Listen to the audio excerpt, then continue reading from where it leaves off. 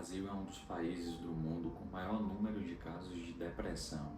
Se você tem alguém por perto passando por essa condição, acompanhe esse vídeo que eu vou te dar dicas de como ajudar essa pessoa que você tanto quer bem.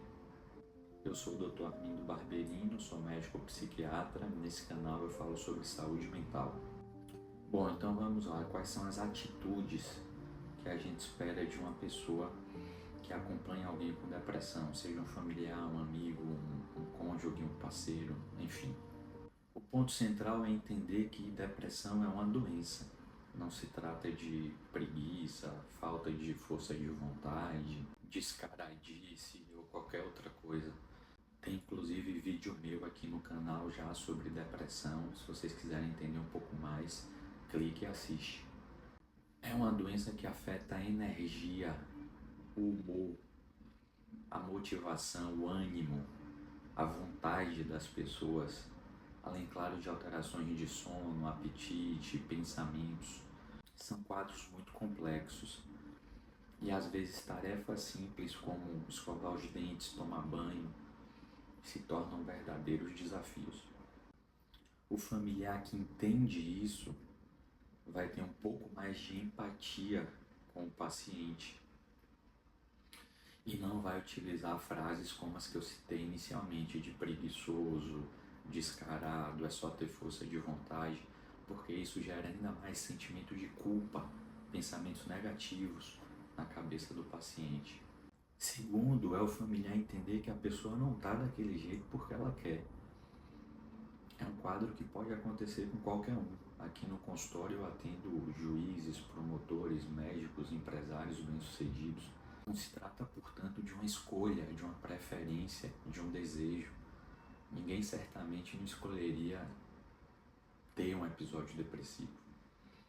E por isso, como não é uma escolha e como é uma doença, o familiar deveria incentivar o tratamento, facilitar com que o paciente tenha acesso a psicólogos, a psiquiatras, talvez agendar as consultas, talvez facilitar o transporte, a ida, já que o indivíduo está com a energia de um modo geral reduzida, o ímpeto, a motivação para fazer as coisas. Então, ter um familiar que promova essa infraestrutura seria um ponto muito positivo para a pessoa que sofre com a depressão. Outro comportamento muito interessante é ouvir mais e falar menos. Às vezes alguns familiares entram em um estado de ansiedade, querem entender por que a pessoa ficou daquele jeito e aí perguntam, falam muito para tentar entender a pessoa, mas o que a literatura mostra que é mais benéfico para o paciente é o familiar, na verdade, ser um ponto de escuta,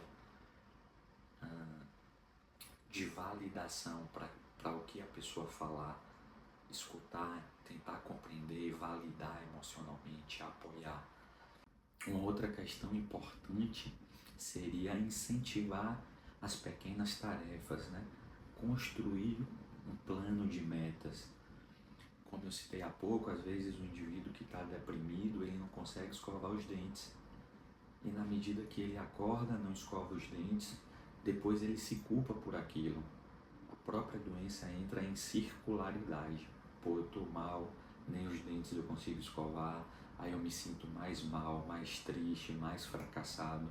Então, na medida que o familiar consegue ir estimulando essas pequenas atividades diárias, o indivíduo que está doente, ele vai ganhando autoestima, ele vai percebendo que é possível sair ali do fundo do poço. Então, vamos tomar banho, vamos comer, vamos escovar os dentes, passa o perfume. Essas micro tarefas do dia a dia que quando a gente não está doente, a gente faz automaticamente. Porque um ponto que às vezes é um problema no acompanhamento de familiares com depressão é o familiar se tornar muito compassivo e acabar entrando nesses comportamentos de evitação que a depressão produz no indivíduo.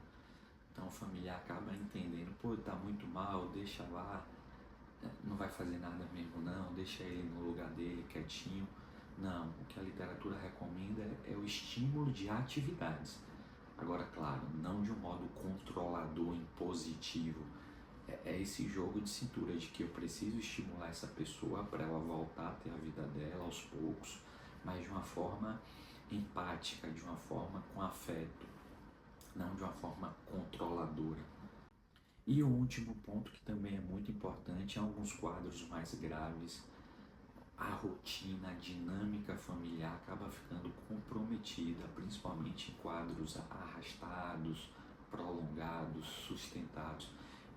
E aí os próprios familiares acabam também desenvolvendo sintomas. É importante, portanto, que procurem também uma ajuda, porque existem, que vocês já viram até por aí, né, a questão do adoecimento do cuidador.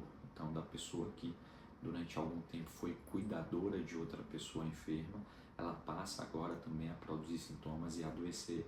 E a gente não quer isso, e é importante que nos primeiros sinais essa pessoa que é a cuidadora também busque uma terapia, busque também ser avaliada. E para fechar com chave de ouro, um tema extremamente importante que ocorre com alguma frequência em quadros depressivos, que seria o suicídio. Quando o paciente deprimido esboçar ideias de que não faz mais sentido, a vida não vale a pena, ideias sobre suicídio, morte, isso precisa ser levado em consideração. Existe no senso comum uma falsa crença de que quem quer se suicidar não avisa, vai lá e faz. Isso é mentira. O que a literatura mostra, na verdade, é que os pacientes eles dão sinais. Muitas vezes uma família despreparada ou uma família que não valida, não leva em consideração aquilo, acaba como consequência tendo a perda desse ente querido em algum momento da vida. Portanto, se isso foi dito pelo paciente, acolhe, trata com seriedade e leva para um profissional especializado. O vídeo de hoje foi mais curtinho, foram tópicos importantes para familiares de pessoas que sofrem com depressão. Se você quer aprender mais sobre saúde mental, se inscreve no meu canal que toda semana tem vídeo novo sobre o tema. Até mais, tchau, tchau.